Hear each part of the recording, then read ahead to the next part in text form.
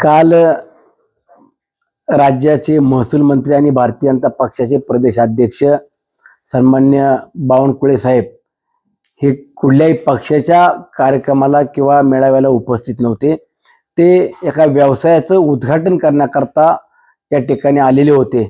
परंतु पत्रकार बांधवांनी जो काही त्यांना प्रश्न विचारला त्यातून सर्वसामान्य माणसांना किंवा भारतीय जनता पक्षाच्या कार्यकर्त्यांना देखील उत्तर मला मिळालं असं वाटतंय.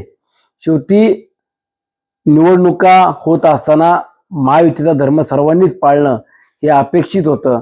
परंतु मावळ तालुक्यातील भारतीय जनता पक्षाच्या काही नेते मंडळींनी, पुढाऱ्यांनी जो काही निर्णय घेतला, जी भूमिका घेतली, त्या भूमिकेतून भारतीय जनता पक्षाच्या सर्वसामान्य कार्यकर्त्यांनी देखील त्यांना उत्तर दिलेलं आहे असं मला वाटतं.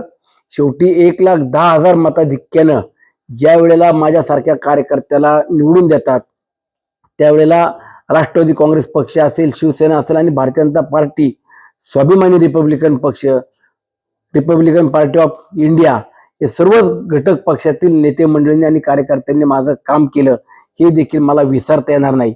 आणि आता निवडणुका झाल्यानंतर कुणी युतीचा धर्म पाळला, कोण स्वतःच्या स्वार्थासाठी राजकारण करत होतं, हे आता स्पष्टपणे चित्र झालेलं आहे.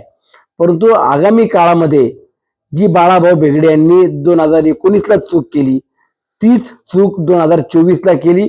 पुढच्या स्थानिक स्वराज्य संस्थेच्या निवडणुकीमध्ये किंवा 2029च्या लोकसभा विधानसभेमध्ये पुन्हा ते आता चूक करणार नाही असा मला विश्वास आहे. आणि म्हणून भारतीय जनता पक्षाच्या शिस्तभंग म्हणून जी काही त्यांची कमिटी आहे, त्या कमिटीला देखील मी सांगू इच्छितो की जी काही चूक त्यांनी केली ती चूक आता त्यांची पदरात घ्यावी. त्यांना पुन्हा भारतीय जनता पक्षामध्ये काम करण्याची संधी द्यावी. कार्यकर्ता म्हणून पुन्हा कुठं ना कुठं जरी जबाबदारी त्यांना मिळाली तर नक्कीच ते चांगलं काम करण्याचा पुढच्या काळात प्रयत्न करतील.